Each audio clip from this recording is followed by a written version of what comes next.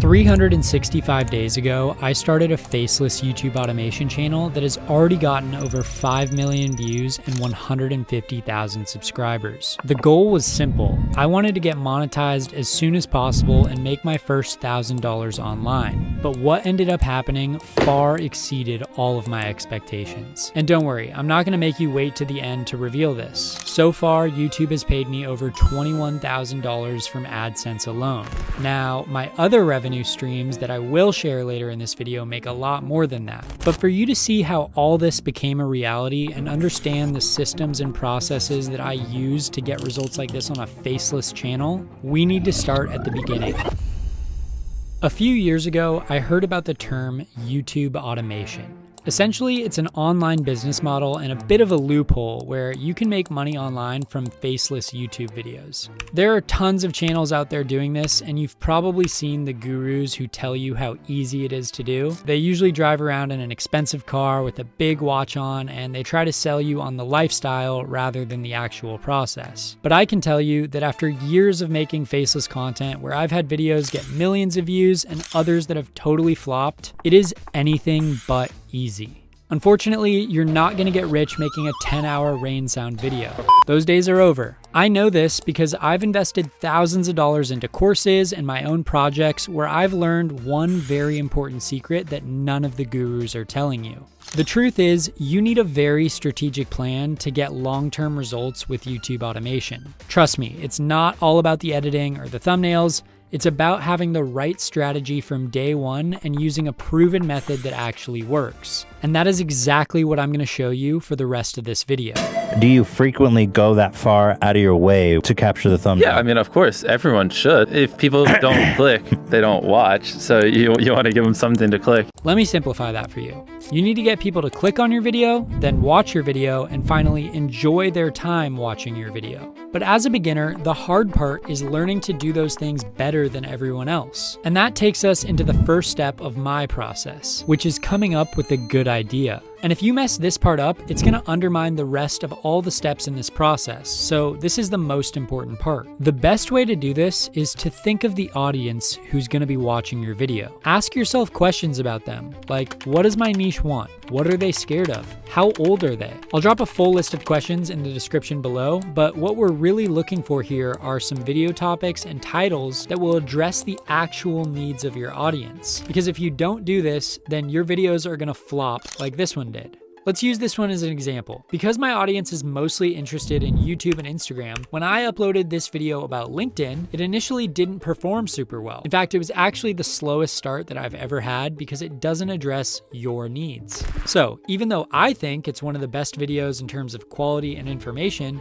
it still flopped. But then whenever I post about Instagram or YouTube, the videos usually do great because that's what you guys are looking for. And look, these channels who talk about TikTok, they get crazy amounts of views. But then when I try to talk about TikTok, it doesn't really do well because about 15% of my audience live in countries where TikTok is banned, so it's not relevant to them. Shout out India. Coming up with good video ideas can be really tough. So one of the best ways that I use to do it is to research the trends in my niche. Then I cross-check them with keyword softwares to validate that those are good ideas that people are interested in.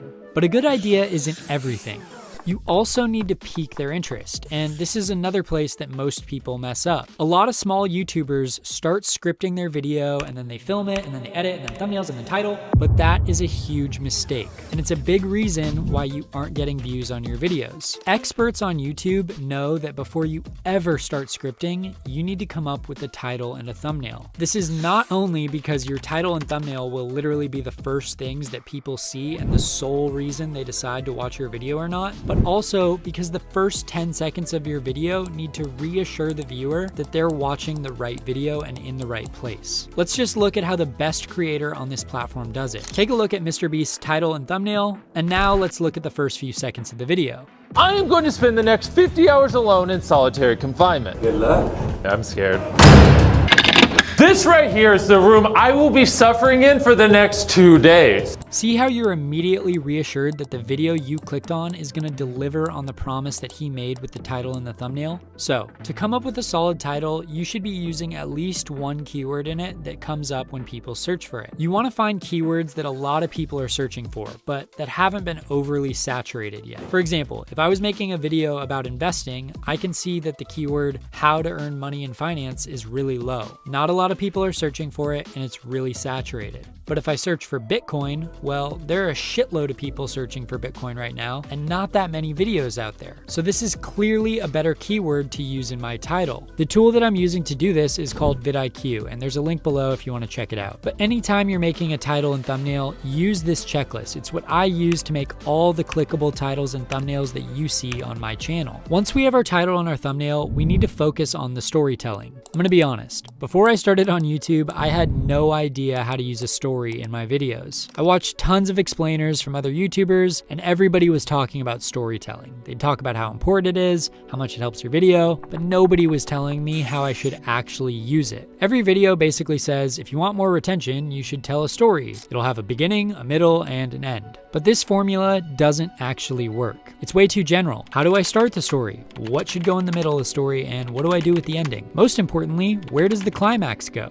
But what if storytelling is actually easier than you think? I started searching for something else, and one day I stumbled upon this graph. And this is the strategy that almost every successful YouTuber is using in plain sight. The best part is it applies to every niche, so you can literally use it in your next video, and it's much simpler than it looks. Let me show you how it works. So as you can see, it's a cycle. The journey begins and ends here. But to reach the end of this cycle, you have to go through all of these sections, which is the adventure. There are 12 points that you technically need to pass along the way, but the most important ones for YouTube are that you start in the ordinary world, then you experience a call to adventure, then you go through the challenges that you experience on the journey, then the reward you get from the experience, and then the return to the ordinary world. And we can literally use this video that you're watching right now as an example. I started this video by telling you that a few years ago, I was like you with no experience. Then I heard about YouTube automation and I felt a calling to try it. Obviously, I experienced some challenges, some wins, some losses, and soon in this video, I'm gonna show you the results that I actually got from it. And finally, we'll wrap up by returning to the ordinary world with you at the end. Within the storyline, you also need to supplement in what I like to call retention spikes. Sometimes I'll pretend like I'm talking to Joe Rogan, or I'll go off on a random tangent, or use an AI voice like this to give you guys a little bit of a break, and reignite your attention. This works in every niche. Every single one of the videos that I'm showing you on screen uses this same storyline and tricks. You're gonna start noticing it on other channels, and if you use this, you're automatically gonna start getting more dubs on your channel as well. But what about editing? After all, my channel is full of crazy edits, right? Well, here's the truth. 95% of you do not need to have crazy editing like me. Look at someone like Sam Sulek. He's blown up on YouTube over the last year, but his edits are the polar opposite of mine. No motion graphics, no sound effects, just a normal dude talking to the camera. In fact, if he did edit like I do, his channel would probably die. So the big question is, why does that work for him? Well, your editing actually depends on your niche. My niche is all about content, and the other creators in my niche have pushed the limits so far that to stand out and make these concepts interesting, I have to edit this way to keep you guys entertained. But on a fitness channel like Sam's, the viewers are looking for a different kind of information and presentation. They want to connect with him on a human level, so the editing can't be too much. Okay, so now that you understand the game, you need to understand how to beat the game. Because as of today, there are 113 million YouTube channels out there. And you need to separate your channel from the rest. And in order to get the growth like my channel experienced, you need to be better than 99.9% of them. You can do this by having better editing, better footage, better storytelling, or something that I like to call having a pink shirt. Imagine that you're a business owner, and every day 10 salesmen show up to give you a sales pitch. They all look the same. They wear a white shirt and a black tie, and it gets super repetitive. But then, one day, a salesman shows up with a super ugly pink shirt. You'd probably be so taken back that you'd actually pay attention to him more than all the other white shirt guys, right? This is why you need to find a pink shirt for your YouTube channel. Find something that's so memorable about you that viewers aren't used to seeing it, and it makes you unique. For example, my pink shirt is my avatar. It was something relatively new on YouTube, and it allowed me to get a big following quickly. The cool part is, an avatar works in other niches. One of my students in the dating niche got 66,000 views on his very first YouTube video ever. He got monetized from one video, which is way faster than I did on this channel for context. But I want to be clear, that's not all from having a digital avatar. You got to have a really good strategy up front and a system in place to get results like that immediately. Now that you have some of my processes, let's talk about what this means in dollars and views. And I'm going to be more transparent here than most YouTubers, so please hit that like button to help me out. First, I've gotten over 5 million views, which is pretty good for the first year on YouTube on a new channel. I always heard so much advice from bigger YouTubers and even guys like Hermosi who say things like, find a platform that you like, ideally one that you're probably already using, and you just post again after you posted once. And you say, you know what, this was 7 days apart. If I do this every 7 days, I will now be consistent. But I only uploaded 35 videos, so I actually disagree with this. Being successful on YouTube is far less about volume and more about quality. In other words, I would prefer to have one really good video over 10 decent videos any day of the week. Second, I've gotten over 150,000 subscribers, while other channels in my niche have really struggled to keep up. This channel was a lot bigger than mine about 6 months ago, but now we've more than doubled his subscriber account by uploading less videos. Third is revenue. As I said, my goal when I started this whole operation was just to make some money online, specifically $1,000. But this channel totally surprised me. So far, in 1 year, the channel has earned over $21,000 just from YouTube AdSense. My CPM, which is the amount that advertisers pay per 1,000 views, is around $9 or $10, which is okay. Some channels get less, some channels get more. One of my clients actually had a video that had a CPM of over $130,000, which might be a record. But outside of what YouTube pays me, I also make money from a few different revenue streams: partnerships, affiliate links, and products or services. I get emailed about 10 partnership opportunities per day where companies ask to sponsor these videos. Basically, they want to run a little commercial at the beginning or the middle of my videos, you know, stuff like this. Now for a quick word from our sponsor, Manscaped, the world's greatest men's grooming company. Now, I could make a lot more money if I did these more often, but to be honest, I don't want to ruin the viewing experience for you guys with a bunch of ads. Whenever I'm watching a YouTube video or listening to a podcast and there's some 90-second ad, it literally makes me want to throw my phone out the window.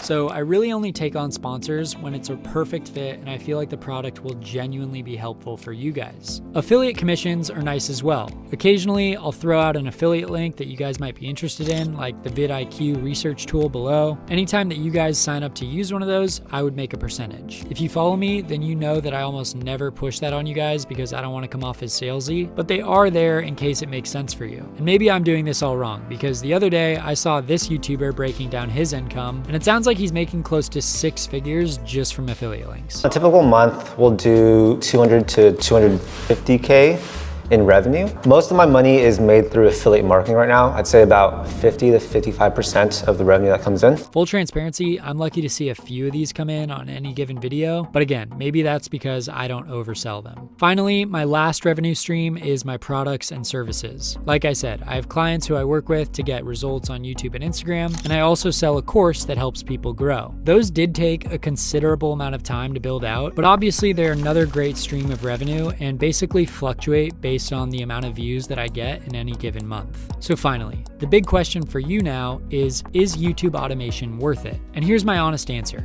YouTube automation is great if you have the right plan and the right systems built out, because that's the only way that your channel will stand the test of time and achieve long-term results. But YouTube automation can also be great if you're just looking to ride a quick trend. Channels like these have gotten millions of views and made some quick cash, and I'm talking tens of thousands of dollars, for generally low effort videos. And by the way, in my next video, I'm going to share the easiest way to get started with YouTube automation on a budget, so make sure you're subscribed. But I will say that YouTube automation is not the right fit for you if you're just looking for a get-rich-quick scheme and not really putting much effort in. My channel is not automated at all. Sure, I have a system in place and a team who helps me pump these videos out, but I still put a lot of work in, and my life is far from driving Lambos and wearing flashy watches. And to be honest, I have no interest in being one of those kinds of people, but hey, that's just me. Let me know what you think think about YouTube automation below, and feel free to share your own channel for feedback. If you liked this video, make sure to subscribe because I have some absolute bangers lined up for summer that you won't want to miss.